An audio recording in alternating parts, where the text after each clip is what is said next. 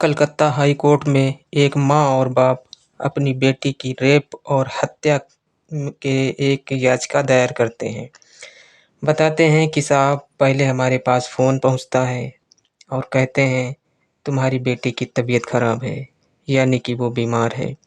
माँ बाप रोने लगते हैं, परेशान होने लगते हैं और घर में कुछ ऐसी आशंकाएं जाहिर सी होने लगती हैं जैसे कि बहुत बड़ी अप्रिय घटना हो गई हो। वो बार बार ये जानने की कोशिश करते हैं। तब बताया जाता है कि तुम्हारी बेटी ने अपनी जीवन लीला को समाप्त कर ली है। इसके बाद माँ और बाप सीधा हॉस्पिटल जाते हैं और वहाँ जाके कहते हैं कि हम अपनी बेटी से मिलने के लिए आए हैं। आखिरकार क्या मामला है, क्या माजरा है? तो जो भी डॉक्टर लोग वहाँ पर मौजूद होते हैं वह उन्हें कहते हैं कि तुम थोड़ी देर आराम करो, बैठो, पानी वानी पियो, उसके बाद में बात करते हैं। इसी तरह से इंतज़ार करते करते 3 घंटे का समय बीत जाता है, लेकिन माँ और बाप की कोई सुध ही नहीं लेता है। जो भी आता था बस आना जाना और एक दूसरे से कानों में खुसर फुसर चल रही थी। वो क्या निर्णय लेना चाहते थे कुछ समझ नहीं आ रहा था। तभी कोई व्यक्ति उनके पास आता है और कहता है कि सेटलमेंट कर लीजिए। जैसे ही हाई कोर्ट ने ये याचिका सुनी, पहले ही पूरे देश में इस घटना को लेकर बवाल मचा हुआ है। बड़ी संख्या में लोग सड़कों पर उतरे और साथ ही एक बात और पकड़ी गई कि जो मेडिकल कॉलेज के प्रिंसिपल होते हैं, प्रिंसिपल ने ये जिम्मेदारी ली, नैतिक जिम्मेदारी। वो कहते हैं कि ट्रेनी डॉक्टर जिसकी रेप के बाद हत्या हुई है वो उनकी बेटी की तरह है, इसीलिए मैं एक पेरेंट्स होने के नाते अपने पद से इस्तीफ़ा देता हूँ। अभी पद से इस्तीफ़ा ही दिया था कि राज्य सरकार ने उन्हें कलकत्ता मेडिकल कॉलेज हॉस्पिटल का प्रिंसिपल बना दिया। यानी कि ऐसी क्या जल्दी थी कि एक तरफ इस्तीफ़ा दिया तो दूसरी तरफ जिम्मेदारी दे दी गई। अब ऐसी स्थिति में हाई कोर्ट तल्ख़ रवैया अपनाता है। वो दो बात कहते हैं कि इस मामले की जांच सीबीआई करेगी और दूसरा ये है कि प्रिंसिपल को छुट्टी पर आप भेजते हैं या फिर हम भेजें। दरअसल आज की सच्ची घटना जो आपको मैं सुनाने जा रहा हूँ, इस सच्ची घटना के माध्यम से ये समझने की कोशिश करते हैं कि आखिरकार उस लेडी डॉक्टर के साथ उस भयानक रात में कब क्या हुआ था। ये जानने की कोशिश करेंगे, ये समझने की कोशिश करेंगे। तो आदाब, नमस्कार, सत श्री अकाल, मैं एएस खान। अब आते हैं आज की कहानी पर। तो जूनियर डॉक्टर का पोस्टमार्टम डॉक्टर के एक पैनल ले लिया और उस पोस्टमार्टम की रिपोर्ट आई है। पहले रिपोर्ट, फिर उसके बाद में पूरी कहानी। रिपोर्ट में लिखा है कि जूनियर डॉक्टर की दोनों आंखें घायल, मुंह से रिसता हुआ खून, घायल होंठ, पूरा चेहरा जख्मी, गर्दन घायल, दोनों हाथों की उंगलियों के नाखून घायल, जख्मी प्राइवेट पार्ट से बहता हुआ खून, पेट घायल, दाहिने पैर की एड़ी जख्मी, दाहिने हाथ के रिंग फिंगर टूटी हुई। अब ये जख्मों की लिस्ट तो आपने सुन ली। बहुत सारे लोगों के मन में सवाल था कि वो दोनों आंखों से खून क्यों रिस रहा था। तो जब कोलकाता पुलिस के आरोपी संजय राय ने इस जूनियर डॉक्टर पर हमला किया तो जूनियर डॉक्टर चश्मा पहना करती थी और इस जद्दोजहद में चश्मे के दोनों शीशे गिलास टूट गए गिलास और वही गिलास उनकी आंखों में चुभ गए और इसी वजह से दोनों आंखें जख्मी हो गई थीं और उनसे खून रिस रहा था। ये पोस्टमार्टम रिपोर्ट में कहा गया। अब वो एक थे या एक से ज़्यादा थे, ये पोस्टमार्टम रिपोर्ट बताएगी। ये डीएनए रिपोर्ट के ज़रिए ही क्लियर होगा कि वो एक ही अकेला था या उसके साथी भी थे। डीएनए रिपोर्ट का इंतज़ार कीजिए, तब पता चलेगा। लेकिन एक सवाल जो सबके मन में है वो ये कि आखिर संजय राय ने जूनियर डॉक्टर को अपना निशाना क्यों बनाया? उसने ऐसी दरिंदगी क्यों दिखाई, ऐसी हैवानियत क्यों दिखाई? क्या वह उस जूनियर डॉक्टर को पहले से जानता था, उसका पीछा करता था या फिर एक तरफा इश्क करता था? क्या था पूरा मामला? तो कोलकाता पुलिस ने इन सवालों की तफ्तीश की तो कोलकाता पुलिस ने उसकी पूरी कुंडली खंगाली और कहानी जो है वो 5 अगस्त से शुरू होती है। संजय राय एक वॉलंटियर के तौर पर काम करता था जो पुलिस में है। वो पुलिस तो नहीं है लेकिन वो पुलिस के लिए एक मुखबिर का कार्य करता है। कोलकाता पुलिस हर महीने उन्हें कुछ न कुछ खर्चा भी देती है। तो इस संजय राय को कोलकाता पुलिस ने उसे आर.जी. कर कॉलेज अस्पताल की जो पुलिस चौकी है वहाँ उसकी ड्यूटी लगा दी थी एक वॉलंटियर के तौर पर कि तुम यहाँ के सारे इंतज़ाम देखो। तो फिलहाल वो वहीं एक वॉलंटियर के तौर पर काम कर रहा था। हालांकि वो पुलिस का स्टाफ नहीं था लेकिन क्योंकि वो वॉलंटियर था, पुलिस के साथ मेल जोल रखता था, तो पुलिस वालों से अच्छी खासी दोस्ती थी।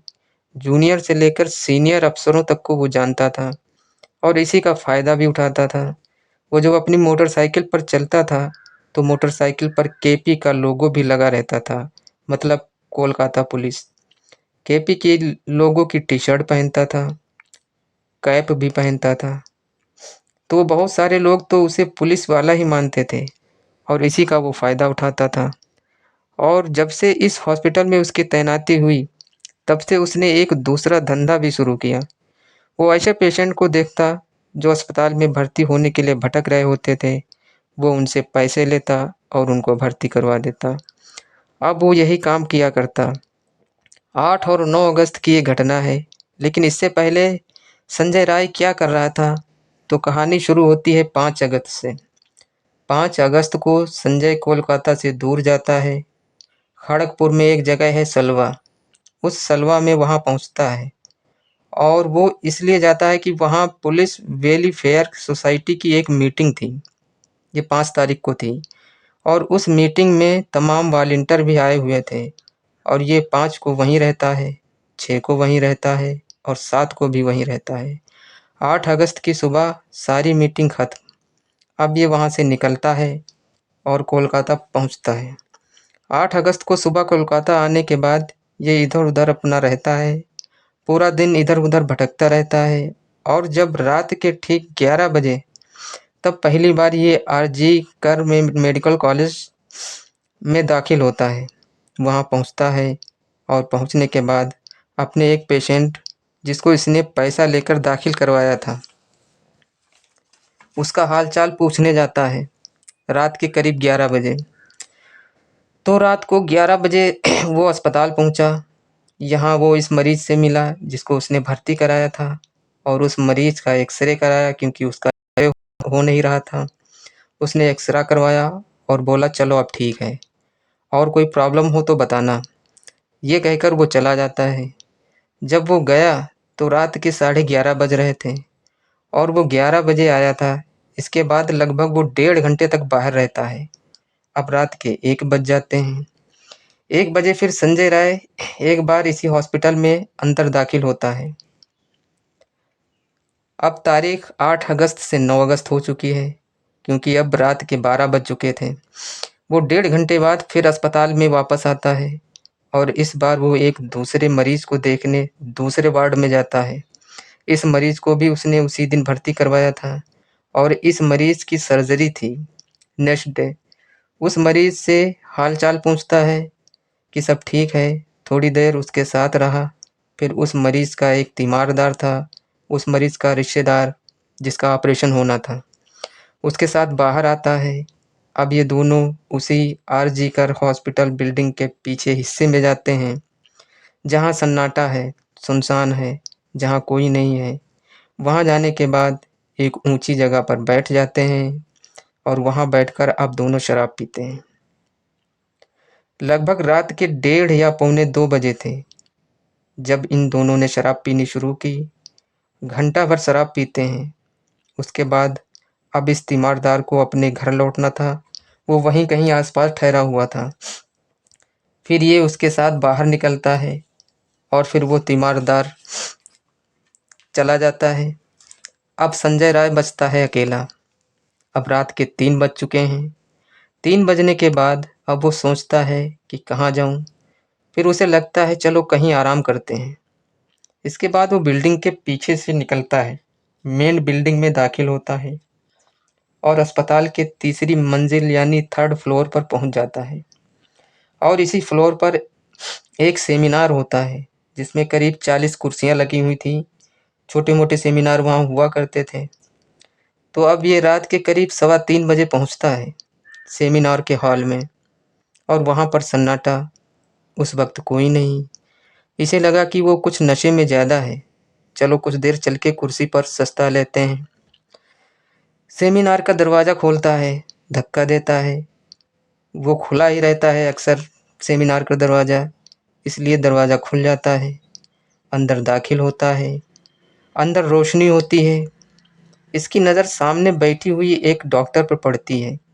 ये वही जूनियर डॉक्टर थी, और यही वो जूनियर डॉक्टर को देखकर शराब के नशे में संजय राय की नीयत खराब हो जाती है। अब इधर इससे पहले दूसरी कहानी है कि जूनियर डॉक्टर इधर लगातार कई दिनों से नाइट शिफ्ट में थी। वो अपनी ड्यूटी निभा रही होती है, तमाम पेशेंट को अटेंड कर लेती है। रात के 2 बज जाते हैं, तब जाके उसे वक्त मिलता है और अपने 4 जूनियर डॉक्टर के साथ में कैंटीन जाती है। उनके साथ में खाना खाती है। खाना खाने के बाद उसने कहा कि चलो आधा घंटा आराम कर लेते हैं। फिर वो रात के 3 बजे उसी सेमिनार में दाखिल हुई और कुर्सी पर बैठ गई और आंखें बंद कर ली। शायद नींद में आ गई थी। और इसी दौरान इधर दूसरी तरफ 3:15 बजे संजय राय उसके अंदर दाखिल होता है। दाखिल होने के बाद वो देखता है तो उसकी नीयत खराब होती है, और अब वो जूनियर डॉक्टर के साथ ज़बरदस्ती करने की कोशिश करता है। लेकिन जूनियर डॉक्टर की जो कद-काठी थी, वो ऐसा नहीं कि वो बहुत आसानी से काबू पा लेता।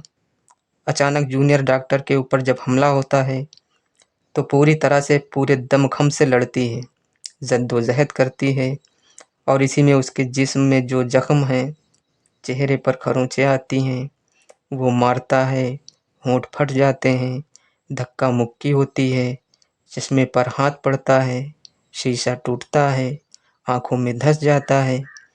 वो मुँह भी दबाता है ताकि शोर न मचाए, जो बाहर कोई सुन ले। तो मुँह दबाने की वजह से जख्मी गले पर हाथ रखता है काबू करने के लिए। उसे पता ही नहीं है कि गला दब रहा है या दब चुका है, और वो ज़िंदा है भी या नहीं। वो लड़ रही थी, खून रिस रहा था। फिर वो जब तक होश में थी, लड़ती रहती है, खुद की आबरू बचाती रहती है। लेकिन दर्द और जख्म बहुत ज़्यादा थे। धीरे-धीरे वो अपना होश खो बैठी। शायद बेहोशी में चली गई थी वो। और वहीं उस संजय राय को मौका मिला। अब ये अभी तक पता नहीं है, क्योंकि जख्म के जो निशान मिले हैं वो मरने के पहले के हैं। लेकिन इसके बाद जो उसने किया, वो क्या ज़िंदा रहते किया या मौत के बाद किया? ये बड़ा नाजुक सवाल है। खैर ये सब कुछ करने के बाद लगभग 40 मिनट वो इसी सेमिनार हॉल में रहा, और 40 मिनट तक सब कुछ हुआ। 40 मिनट के बाद वो उसी सेमिनार हॉल के एग्ज़िट गेट के बाहर निकलता है। बाहर निकलकर हॉस्पिटल के बाहर निकल जाता है, और कमाल ये है कि वो वहाँ से कहीं इधर-उधर नहीं भागता है। उसी हॉस्पिटल के करीब कोलकाता पुलिस के उसी बैरक में जाता है जहाँ वो अक्सर रहा करता था, और उसी बैरक में जाकर बेफ़िक्र सो जाता है, जैसे कुछ हुआ ही नहीं है। अब उधर वो सो रहा है, इधर सुबह हुई 8 बजे। स्टाफ ने देखा, हाल में एक बॉडी पूरे अस्पताल में कोहराम मच जाता है, हंगामा मच जाता है। कोलकाता पुलिस पहुंची। मौके पर लाश थी जूनियर डॉक्टर की। लैपटॉप, मोबाइल और साथ में एक ब्लूटूथ। जितने भी डॉक्टर के करीबी थे, सबके साथ उस ब्लूटूथ को कनेक्ट करने की कोशिश की गई, लेकिन वो किसी से कनेक्ट नहीं हुआ। इस बीच जब एक टीम ने सीसीटीवी कैमरे को खंगाला, तो सेमिनार हॉल के एंट्री और एग्जिट को तब उसमें एक शख्स आता हुआ दिखाई दिया, जिसके गले में ब्लूटूथ पड़ा था। वो शख्स कोई और नहीं, संजय राय ही था। फिर पुलिस को पता करने में कोई मुश्किल ही नहीं हुई कि वो रहता कहाँ है। पता चला कि बैरक में सोता है। पुलिस की टीम बैरक में पहुंची। वो उसे सोता हुआ वहीं मिला।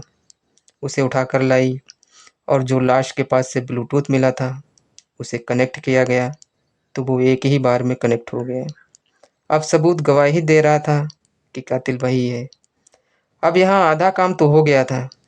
फिर बैरक की तलाशी ली गई, तो जो वो रात को कपड़े पहने था उसको वो धो चुका था, हर चीज़ वो धो चुका था। फिर उसके जूते पुलिस ने चेक किए, तो जूते के सोल में कुछ खून के धब्बे थे, जो शायद उसकी नज़र नहीं पड़ी थी या फिर वो लापरवाह हो गया था, और वो खून के निशान गवाही दे रहे थे कि खून उसी ने किया था। तो जूते को भी फोरेंसिक लैब भेज दिया गया, और अब हाई कोर्ट ने फैसला ले लिया है कि इस केस को वो सीबीआई को सौंप देगी। लेकिन अब सीबीआई क्या करेगी? इस केस का कब तक रिपोर्ट आएगी?